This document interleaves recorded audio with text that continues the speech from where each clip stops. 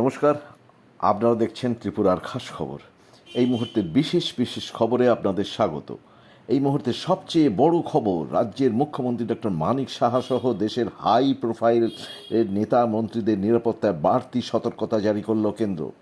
প্রাক্তন মার্কিন president Donald ট্রাম্পের ওপর গত সপ্তাহে পেনসিলভেনিয়ায় প্রাণঘাতী মামলায় নড়ে চড়ে বসে কেন্দ্রের এই সতর্কতা জারি।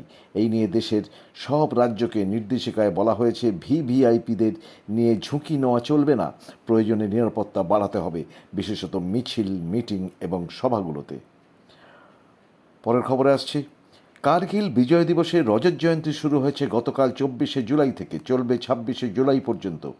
এবারের কার্গিল বিজয় দিবসের রজত জয়ন্তীতে উপস্থিত থাকছেন প্রধানমন্ত্রী নরেন্দ্র মোদীজি প্রধান অতিথি হিসাবে। কার্গিলে এখন বজ্রআটনি, গত 24 বছরে যা হয়নি। তবে রজত জয়ন্তী বর্ষতে আশেপাশের দোকানপাট বন্ধ করে দেওয়া হয়েছে এবং বাইরের লোকেদের প্রবেশ নিষিদ্ধ করা হয়েছে। পরের খবর, আগামীকাল 26শে জুলাই থেকে শুরু অলিম্পিক। প্যারিস অলিম্পিকের আনুষ্ঠানিক উদ্বোধন আগামীকাল, কিন্তু তার আগেই শুরু হয়ে গেছে ফুটবল এবং আজ শুরু হয়েছে তীরন্দাজি। ভারতের পক্ষে সবথেকে ভালো খবর, আজ তীরন্দাজিতে যোগ্যতা অর্জন পর্ব থেকে সরাসরি কোয়ার্টার ফাইনালে চলে গেছেন দীপিকা কুমারীরা।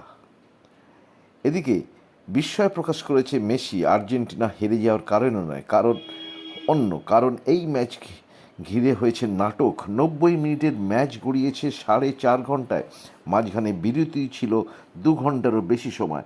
স্বভাবতই স্তম্ভিত লিওনেল মেসি। রাজ্যে এইডস বাড়ছে, হাইকোর্ট এই নিয়ে উদ্বেগ প্রকাশ করেছে।